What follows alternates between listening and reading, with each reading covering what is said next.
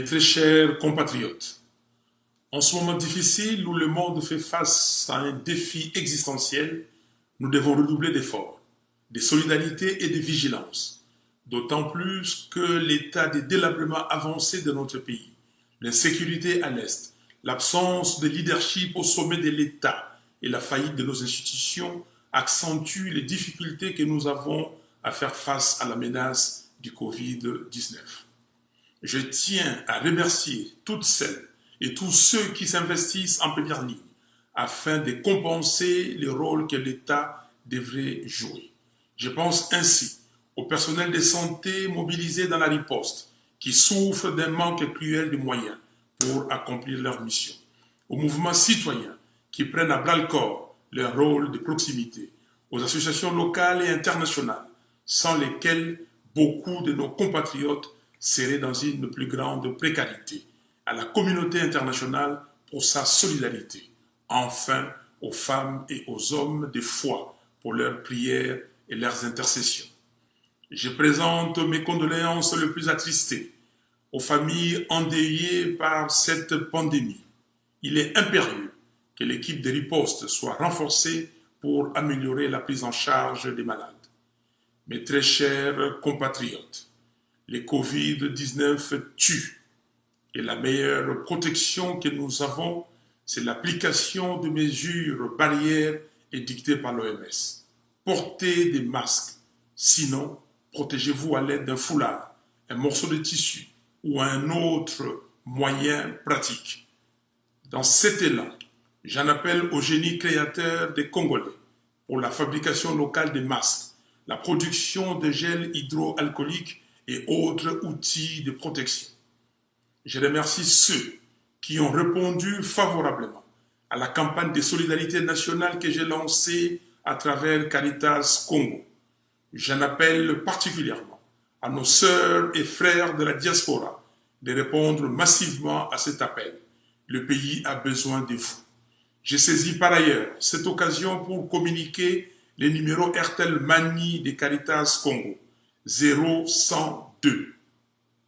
Chers compatriotes, concernant les détournements des deniers publics qui ont élu domicile dans notre pays, je tiens à féliciter ODEP, Likoko, Nucha, Filimbi, Congo n'est pas à vendre, ACAJ, CLC, COGEP, OAS, les lanceurs d'alerte congolais, les autres membres de la société civile ainsi que la population congolaise pour leur courage, parcours et avenir sur les nombreux détournements qui ont émaillé le pays ces dernières années aboutissent sur des sanctions exemplaires.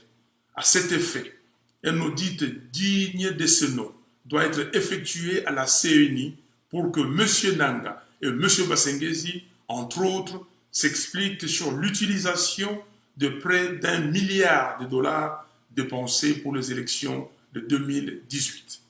À tous mes compatriotes qui nourrissent un fanatisme aveugle des femmes et hommes politiques, ressaisissez-vous. Les millions détournés représentent des routes sur lesquelles vous ne conduirez jamais, une gratuité de l'éducation de base à laquelle vos enfants n'auront pas accès, de l'eau qui ne coulera où vous ne pourrez pas vous faire soigner et j'en passe. Cultivez plutôt le fanatisme pour la République et ses lois. Seule la justice élève une nation. Mes très chers compatriotes, l'après-pandémie ne doit pas être comme l'avant-pandémie. Le combat que je mène avec vous entre dans une phase critique pour la survie de notre nation. Et les épreuves actuelles nous offrent l'opportunité de montrer notre détermination pour le vrai changement afin de bâtir un Congo fort, digne et prospère. La confiscation de la souveraineté du peuple a montré ses limites. On ne bâtit pas un pays sur le mensonge. Chaque mensonge contracte une dette à payer à la vérité. Assurément, la gestion saine de la chose publique demeure la dernière préoccupation des alliés qui ont planifié et exécuté l'escroquerie électorale de décembre 2018. Et que nul ne soit dupe. La responsabilité personnelle de M. Félix Tshisekedi est aussi engagée dans la gestion de son programme de 100 jours et dans les dossiers de 15 millions de dollars. En effet, la responsabilité politique ne se délègue pas. Dans son homélie de Vigile pascal, le pape François nous enseigne que être heureux, c'est arrêter d'être une victime et devenir l'auteur de son destin. Fin de citation. Pendant que le pays est attaqué par les Covid-19, Ebola, et par ceux qui veulent le balkaniser à l'Est, à Kinshasa, on s'emploie à dépouiller l'État et à faire du juridisme.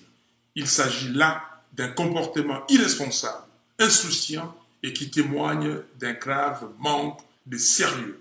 C'est pourquoi, peuple congolais, très chers compatriotes, aujourd'hui, plus que jamais, préparons-nous à récupérer notre souveraineté. Que Dieu vous bénisse, que Dieu bénisse la RDC. Je vous remercie.